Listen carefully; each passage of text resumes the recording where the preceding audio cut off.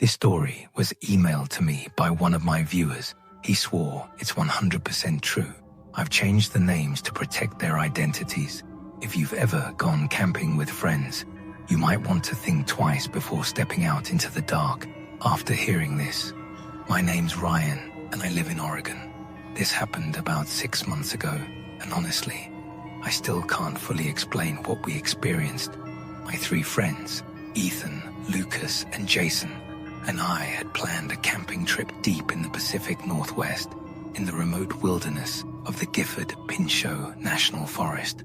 We wanted to get away from city noise and distractions, to spend a few days immersed in nature's quiet. Lucas found a spot online that was said to be so dense and untouched that at night, you literally couldn't see your own hand in front of your face. The pictures showed towering old-growth trees, moss-draped branches, and fog rolling over winding creeks. It looked like a perfect escape. We flew into Portland, rented a truck, and drove several hours east until the pavement gave way to dirt forest roads. We met our guide, Mario, a local Native American man with deep roots in the region who knew the forest better than anyone. He spoke softly but carried an unmistakable authority. Mario took us on a long hike along hidden trails, passing moss-covered boulders and crystal-clear streams. The further we went, the thicker the forest grew. Soon, sunlight barely filtered through the towering Douglas firs and western hemlocks. The air grew damp and still. The only sounds were our boots crunching on needles and the distant calls of unseen birds. Mario warned, "This forest has secrets. Not many outsiders come here. At night, it's a different world." Ethan joked nervously, "Come on, Mario, you're just trying to spook us." Mario didn't reply. He just gave a quiet, knowing smile. After hours, we arrived at a small clearing next to a slow-moving river, perfect for setting up camp. We pitched tents, made a fire, and settled in. As darkness fell, the forest around us grew silent and thick. The sky was a blanket of stars, but their light couldn't cut through the dense canopy. Jason flicked on his flashlight and said, "Lucas, you were right. This place feels completely isolated. I'm glad we came." Lucas grinned. "Told you." Our laughter faded quickly when Mario spoke softly. "No loud noises tonight. The forest doesn't like it." His serious tone stopped us. We exchanged uneasy glances. Around 1 a.m., just as we were trying to sleep, I heard whispering outside the tent. It wasn't English, a strange, old language I couldn't place. We froze. Ethan whispered, "What's that?" Lucas said, "Sounds like it's right outside." I grabbed my flashlight and peeked out. Mario was crouched low, trembling, like he'd seen a ghost. "What's wrong?" I asked. He didn't answer, only gestured. For silence. The whispers grew louder, circling us. Then, a low, chilling laugh. Not human, more like some wild creature's eerie chuckle. It felt like we were being watched, our breaths caught in our throats. Mario stood slowly, clutching a hunting knife, so tight his knuckles were white. Suddenly, from the darkness behind us, came a heavy, deep breath, almost not human. We all froze. Mario made a guttural noise, a warning signal, low, animalistic, urgent. The whispers and laughter vanished, replaced by the rustle of leaves in the cold wind. He looked at us, voice low and grave. "Whatever happens, do not leave the tent tonight." We tried to ask questions, but Mario just sat down, eyes dark with knowledge we didn't have. The rest of the night, we lay awake, haunted by distant, eerie laughter echoing through the forest, calling our names. Morning came, but no one felt safe. When I unzipped the tent, I saw a strange symbol drawn on the ground, a red and black circle, resembling a tribal mask. Mario came over and said, "That's the black mark. Locals say it's a warning. Anyone who sees it must tread carefully."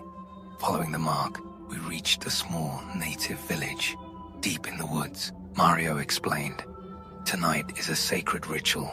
The tribe uses ancient powers to protect the forest.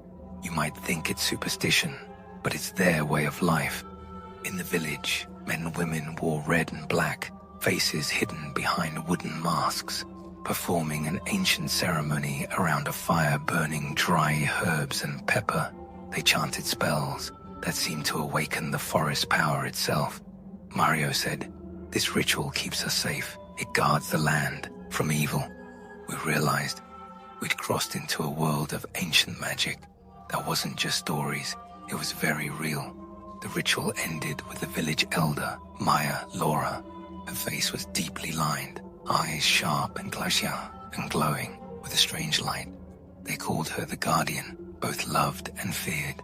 She spoke an ancient chant, her wooden staff glowing faint blue, her voice powerful and haunting. "You have crossed the path of the Guardians," she said, "but your true test lies ahead. Tonight, one of you will be chosen. Your fate depends on your choice." That afternoon, as we walked the forest, the children watched us, with strange eyes, whispering secrets. A chilling feeling settled over us. At midnight, Ethan stepped out to relieve himself. Minutes later, strange things began. Ethan stumbled upon a secret gathering. Shadowed villagers performing a terrifying dark ritual, thick black smoke swirling, flickering flames, wild boars with glowing red eyes prowling nearby. Ethan tried to run, but was pulled back by an unseen force. The next morning, we searched frantically, but found nothing. Then, deep in the woods, we found Ethan, but he wasn't himself. He climbed trees, speaking to unseen beings in a mix of languages, eyes hollow and haunted.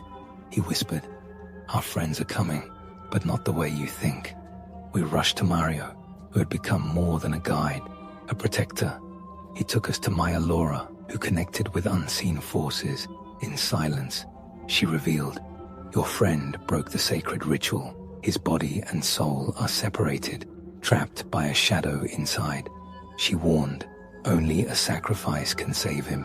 2 goats must be offered, one from the tribe, one from me." We were horrified, but had no choice.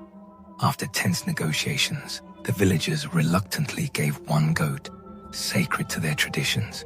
Mario brought his own special goat, raised for this purpose. That night, the sacrifice began in an old cabin, deep in the woods. The goats trembled, sensing the dark power. The villagers, masked and cloaked in black, circled and chanted. The goats resisted, but soon went still, lifeless. One man ended the ritual swiftly, collecting their blood carefully, as if it were a source of ancient power. Suddenly, a terrifying roar shook the forest, unearthly and bone-chilling.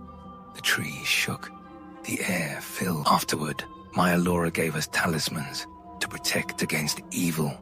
That night, silence and fear filled the cabin. We felt watched, as if the forest itself was alive. At dawn, we left the village with Mario, grateful but terrified. Though we returned home physically, the dark shadow of that ancient magic still lingers, a constant reminder that nature's deepest mysteries can be frighteningly real.